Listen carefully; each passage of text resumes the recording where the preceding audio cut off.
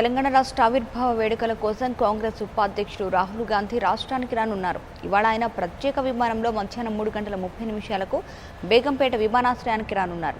సాయంత్రం 5 గంటలకు సంగారెడ్డిలో తెలంగాణ కాంగ్రెస్ ప్రజాగర్జన పేరిట జరిగే సభకు వెళ్లనున్నారు. ఈ క్రమంలో బేగంపేట నుంచి బయలుదేరి వెళ్లి సోమాజిగూడలోని రాజు విగ్రహానికి రాహుల్ నివాళి అర్పిస్తారు. అనంతరం కాన్వాయ్తో రోడ్ షోగా సంగారెడ్డి వరకు వెళతారు.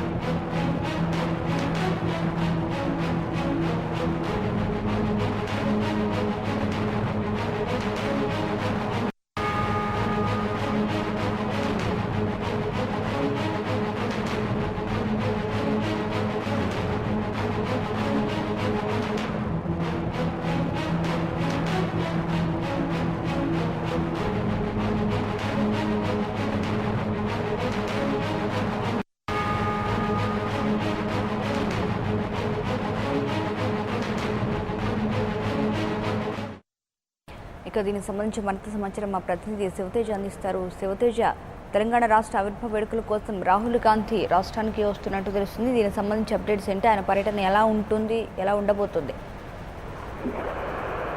ఏదైతే రాహుల్ గాంధీ సంగారెడ్డికి రాబోతున్నారు, సో వారు ప్రజా గర్జన సభను కాంగ్రెస్ పార్టీ వాళ్ళు ఏర్పాటు చేయడం జరిగింది. ఆ ప్రజా గర్జన సభలో రాహుల్ గాంధీ ముఖ్య అతిథిగా పాల్గొనడం జరుగుతుంది.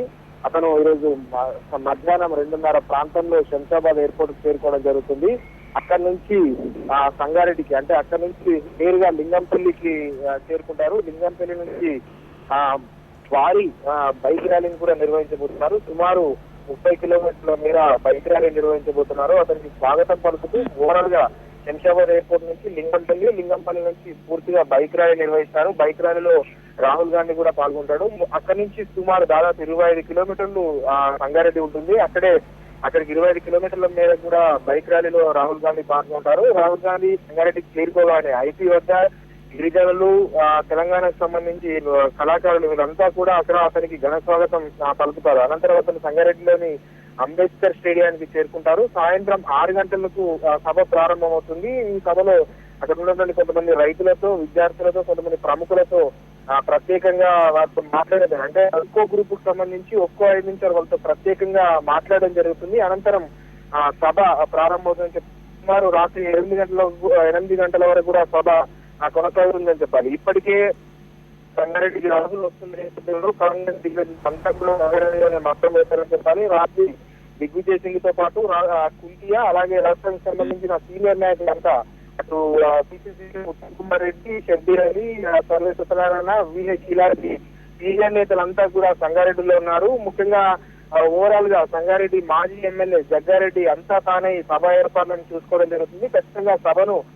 విజయవంతం చేయాలని ప్రతి ఒక్క కార్యకర్తతో పాటు ప్రతి ఒక్క కాంగ్రెస్ నేత భావిస్తున్నట్టుగా తెలుస్తుంది. మరోవైపు గతంలో ఇదే సంగారెడ్డిలోని అంబేద్కర్ స్టేడియంలో ఇందిరాగాంధీ సభ ఏర్పాటు చేయడం జరిగింది. ఆ సభ అనంతరం దేశ రాజకీయాల్లో పెను మార్పు వచ్చిందని చెప్పుకుంటున్నారు కాంగ్రెస్ నాయకులు. దేశ రాజకీయాల్లోనే మార్పు వచ్చింది. ఈ రోజు కూడా అదే సెంటిమెంట్ తో ఈ రోజు రాహుల్ గాంధీని ఇక్కడికి పిలిపిస్తున్నామని కాంగ్రెస్ నేతలు చెప్తున్నారు. ఖచ్చితంగా ఆ సభ విజయవంతమవుతుందని కాంగ్రెస్ నాయకులు ప్రతి ఒక్కరూ చెప్తున్నారు. మరోవైపు రాహుల్ ముఖ్యంగా అటు కేంద్ర రాష్ట్ర ప్రభుత్వాలకు సంబంధించి ఏదైతే వైఫల్యాలు ఉన్నాయో ఆ వైఫల్యాలను ఖచ్చితంగా ఎండగడతారు. అదే ప్రధాన ఎజెండాగా రాహుల్ స్పీచ్ ఉంటుందని కాంగ్రెస్ నాయకులు చెప్తున్నారు. ముఖ్యంగా తెలంగాణ ముఖ్యమంత్రి కేసీఆర్ సంబంధించి ఏదైతే డబుల్ బెడ్రూమ్ ఇల్లు కావచ్చు, రైతు రుణమాఫీ కావచ్చు, ఇవన్నిటినీ కూడా ఏదైతే విఫలమైందో దానికి సంబంధించి ప్రత్యేకంగా మాట్లాడతారన్నట్టుగా కూడా తెలుస్తుంది. మానస, అలానే రాహుల్తో పాటు ఎవరెవరు ఇందులో ఉండే ఈ కార్యక్రమంలో పాల్గొనే అవకాశం ఉన్నట్లు తెలుస్తుంది.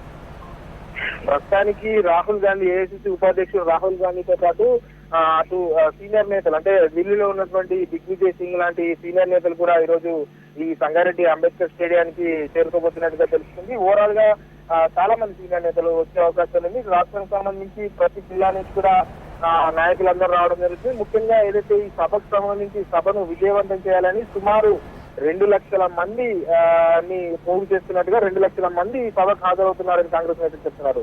2 లక్షల మందిని హాజరు చేసి రాహుల్ కు ఖచ్చితంగా ఈ సభను విజయవంతం చేస్తామని ఇక్కడ ఉన్నటువంటి నేతలు చెప్తున్న పరిస్థితి.